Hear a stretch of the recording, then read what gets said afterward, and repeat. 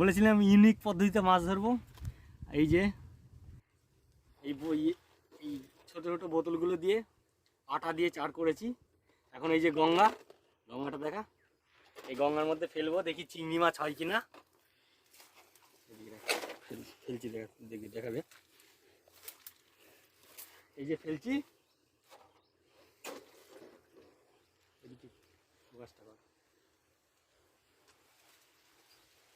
আস্তে আস্তে কিন্তু এটা ডুবে যাবে।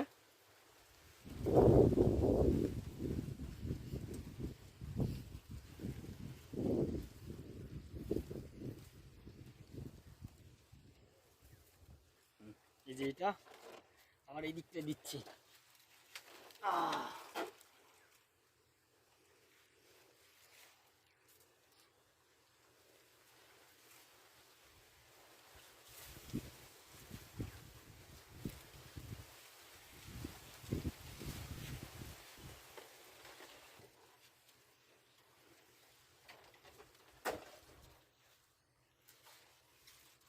বন্ধ কর।